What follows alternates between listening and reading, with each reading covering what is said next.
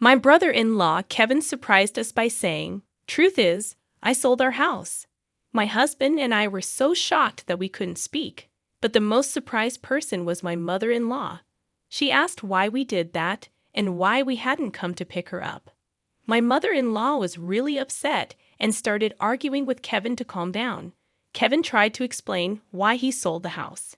"My name is Sandra, and I work from home with my husband, Robert. We loved working from home because we could take breaks whenever we needed. Then, my mother-in-law came to live with us. We were doing fine financially, but she kept asking us why we weren't going out to work. Every time she questioned us, I felt exhausted and frustrated. We tried to explain that we were working from home, but she didn't understand. She thought we were just fooling around and not thinking about our future. My mother-in-law was worried and often said she should have gone to live with Kevin instead. Kevin is Robert's brother, and he married a wealthy woman named Carol. But we knew Kevin wouldn't come to pick her up because he was too busy enjoying his rich wife's money. So, my mother-in-law kept waiting for Kevin to come and take her to his big house, hoping it would eventually become her house. But we knew it was unlikely to happen because Robert had already made it clear that she could live with him. However, Kevin refused to let his mother live with him. So we ended up living together. Even though we were called unemployed for doing remote work, we accepted it because that's just how my mother-in-law is. But then, out of nowhere, we got a call from Kevin. "I'll be coming over this weekend," he said, and then hung up before we could respond. Robert and I were confused about what to do. My mother-in-law overheard and got excited, thinking Kevin was coming to pick her up. "He's coming to pick me up. Please help me pack," she said, dragging Robert to her room. But Robert tried to explain that Kevin probably didn't mean that, but she didn't believe him. "He didn't say anything about picking you up, did he?" Robert asked. "He didn't say it, but he must be coming for me," she insisted. We couldn't understand why she was so sure. Since she came to our house, she did whatever she wanted, didn't do any housework, and relied on the money we gave her. We didn't want to force her to stay, so we packed her bags and waited for Kevin to come. When Kevin and his wife arrived over the weekend, they seemed suspiciously nice. My mother-in-law greeted them happily, complaining about us not treating her well. "You guys don't mistreat Mom," Kevin said, defending her. "We're not mistreating her. We give her money and let her eat whatever she likes," Robert explained. "Sandra is handling the house chores," Robert said, looking uneasy, but Kevin seemed suspicious. Robert has always been a bit clueless, probably treating Mom badly without even realizing it. "And it seems Sandra isn't the considerate type," Kevin said, agreeing with my mother-in-law. Hearing this conversation, Robert and I couldn't help but frown. Despite this, we decided to entertain our guests and led them to the living room.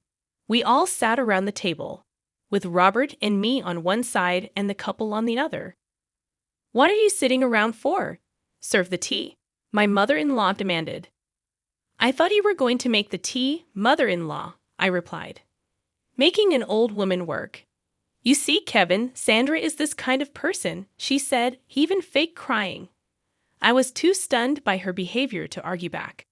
After I served the tea, Kevin and his wife became serious. "The truth is, we sold our house," Kevin said. Robert and I were shocked, and my mother-in-law was the most surprised. "Why would you do something like that? Didn't you come to pick me up?" she asked, flustered. Kevin tried to calm her down, explaining that they were in debt and needed a place to stay temporarily. "What debt?" my mother-in-law asked. "I was trying to start a business, but it didn't go well," Kevin explained, laughing nervously. Robert and I sighed, feeling exasperated. "We only need to stay until we find a new house. Please, we have nowhere else to turn," Kevin pleaded. Feeling a bit conflicted, we agreed to let them stay temporarily, but made them promise to leave within a month. "Got it," Kevin said, still laughing nervously as they went back to prepare to move their things. After Kevin and his wife left, my mother-in-law sat silently, looking thoughtful. We assumed she was still in shock. The next day, their belongings arrived promptly. "We have so much stuff. Where should we put it all?" We might have to sell some or rent a locker, we discussed, while moving Kevin's things. Suddenly, my mother-in-law dropped a bombshell. I've been thinking, wouldn't we be more secure in the future if Kevin's here? So you freeloaders can leave, can't you? She said abruptly. My husband and I were taken aback by her sudden demand. If you insist, I can tolerate Robert staying, but I don't need a wife who can't do anything. Get a divorce, then the space that Sandra was occupying can be used for all these packages, she eagerly suggested, looking at my husband for agreement. What are you talking about? He reacted, astounded as usual. Then, my brother-in-law and his wife arrived. My mother-in-law greeted them joyfully, but I was still shaken by her earlier words. Despite this, my husband decided to ignore them for the moment and asked his brother to deal with the packages. There are more than I thought.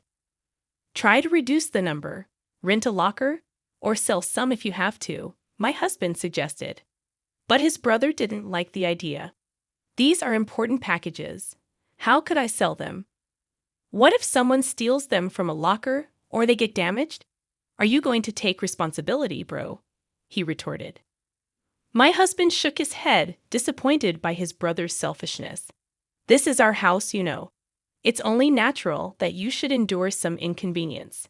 If you don't like it, find a place to live quickly and leave, my husband asserted. At that moment, my mother-in-law interrupted, shouting, What are you talking about? Didn't I just say if you two are not happy with Kevin and the rest, you can leave? You're basically freeloaders. You're not needed in this house. Kevin is trying to start a business, and all you two do is loaf around the house doing so-called remote work. You're a nuisance. My husband and I looked at each other in disbelief, while my brother-in-law and his wife were surprised by my mother-in-law's words. But then they started to smirk. That might not be a bad idea, Kevin said. Mom, that's a good idea. Yeah, it's a hassle to look for a place, so we could live here. So sell this house to us, right, Carol? I feel uncomfortable with you two around, so it would be helpful if you sold this place to us. Plus, it seems like our mother-in-law is on our side, so sell this place to us, Carol chimed in. My husband and I were dumbfounded at their words. What nonsense are you? My husband began, but was interrupted by my mother-in-law, who gloated, See, both Kevin and Carol are saying the same thing. So what will you do, Robert? If you're going to divorce, you can stay here, she said, glaring at me triumphantly. I braced myself to retaliate, but my husband spoke first. Don't you just say whatever you want? Why does Sandra have to leave? He said, his face red with anger, raising his voice. Don't shout like that. It's better without a burden around, isn't it? My mother-in-law retorted. But my husband responded in an exasperated tone. You don't understand anything. This is Sandra's house. At my husband's words, my mother-in-law, brother-in-law, and his wife gasped. My husband continued, adding to the tension. This is the house that Sandra bought for our life together. What? What are you saying? Isn't it the husband's job to buy the house? There's no such rule. Moreover, Sandra covers all of Mom's allowance and living expenses. Sandra said she'd take on that burden because your pension is minimal, and it would be difficult for you to have financial freedom with just that, Robert explained, glaring at his mother-in-law with an intense expression. Despite this, my mother-in-law seemed to disbelieve, looking at me and snickering in disbelief. Unbelievable. Sandra just plays on the computer all day. She doesn't even do housework seriously. Wasn't my allowance coming out of my pension? Otherwise, there's no way Sandra could afford to give me $500 a month, she said. Moreover, my mother-in-law continued, Sandra is the one managing my pension, isn't she? You might have told Robert otherwise, but I'm sure you're dipping into my pension, she accused, puffing up her chest and glaring at me. I glared back, not to be outdone. It's true I've succeeded as a business owner. You're lying? Divorce this lying wife already. You should live here with me and Kevin and Carol. Besides, there's no proof that Sandra's earning money. Here it is, she said, as I pulled out my paycheck and showed it to her. The sight of it left my mother-in-law, Kevin, and his wife slack-jawed. We've not used any of Mom's pensions since she moved in here. If Mom ever wanted to leave, Sandra has been managing it so she could live independently. But instead, Mom, you've been bossing Sandra around, interfering with her work. You're the problem. If you don't like Sandra, you should leave right now, Robert asserted. I don't believe any of this, my mother-in-law insisted. We don't mind if you and Kevin temporarily stay, but some patience should be expected. We didn't want you to live here in the first place. We only agree because you begged us, Robert said, glaring at Kevin and his wife. Kevin and his wife broke out in a cold sweat, not used to Robert raising his voice. Just kidding. But you sure are earning a lot, huh? I wish you could teach me some business tricks, right, Carol? Robert said, lightening the mood. Well, it's true, we were worried about living with our sister-in-law. It seems like she's a good person after all. Kevin and his wife smiled at each other. But my mother-in-law was unyielding. Don't act so high and mighty. You're just a bum enough, Robert. You should leave too. You should go outside and see how harsh this world can be. My mother-in-law filled with conviction, refusing to listen to anything we said. Afterward, Robert and I sighed in disbelief. Interrupting her, I said, well, if that's how you feel, we'll pack our things and move to a new house. You guys will be stuck with a mortgage, but if that's okay with you, don't come crying to us for help. If you insist, mother-in-law will leave, even with a pension. Maintaining your lifestyle will be challenging. But I guess that can't be helped, can it? At our words, my mother-in-law turned beet red and yelled at us to get out. Wait, you can't be serious. We don't have to do that, do we? We protested. Yes, if you two are here, we're safe. Kevin and his wife tried to stop us. But my mother-in-law gave us a fierce look and said, don't you dare talk back, Kevin. You're going to be a CEO, aren't you? I don't mind you using my pension, so just start a company and show us how successful you can become. I'll show you what happens when you defy us. My mother-in-law's words were filled with intensity. Hearing this, we decided it was best to no longer get involved with her or Kevin's family and left the house. Of course, the mortgage on the house remained, but we changed the ownership to Kevin's name. Some time had passed since then. While there was some residual dissatisfaction from that incident, having been free from my mother-in-law's sarcasm, we had resumed our normal routine. Just when we were working from home in our new apartment as usual, my mother-in-law called my husband crying. Kevin has taken my pension and disappeared. He hasn't come back in a week. Carol and I are left alone in the house, and we're in trouble. Please help us, she wept. After my husband calmed my mother-in-law, he asked why Kevin had gone missing. I gave all of my pension to Kevin for his startup, but he ended up spending it all on gambling. When I confronted him about it, he disappeared, she cried out desperately. Since my mother-in-law couldn't continue the conversation through her sobbing, the phone was handed to Carol. Could you please call us back? We can't live like this. Ever since Kevin failed his startup and sold the house we were living in, our parents have disowned us. My dad won't forgive us for selling that house. We haven't been able to reach either our dad or mom since, Carol pleaded with my husband. At the sight of them, my husband muttered, I knew it, in a disgusted tone.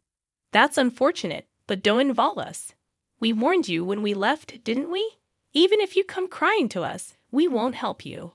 You can report Kevin as missing to the police. It's none of our business, he said, and then hung up. I was shocked, but my husband said they got what they deserved, and I agreed. After that, they called my husband's cell phone many times. When my husband, frustrated, answered the phone, Carol would cry about not knowing how to report Kevin as missing. We were surprised she didn't know and gave her advice to call the police. However, they still couldn't find Kevin. Just when we thought they might not find him, we heard that Kevin had been arrested for bank robbery in another state. Apparently, he did it to repay his debt. It seems it wasn't his first offense, and he would likely face actual jail time. Carol can't go back to her parents' home and is still living with my mother-in-law in that house. It's uncertain whether or not she will divorce Kevin. That's probably the least of her concerns right now. She registered with a temp agency and is struggling with her first job ever, but she's somehow making ends meet every day. As for my mother-in-law, Kevin took all of her pension, and now she has to repay his debt. She has also started working part-time to repay the debt. My husband and I expressed sympathy for my mother-in-law and sister-in-law's family, but we have made it clear that we have no intention of helping them, and we have cut off all communication. They must be tasting the harsh realities of life that my mother-in-law always talked about. Despite the changes since my mother-in-law moved in with us, my husband and I are glad that we have returned to our peaceful days.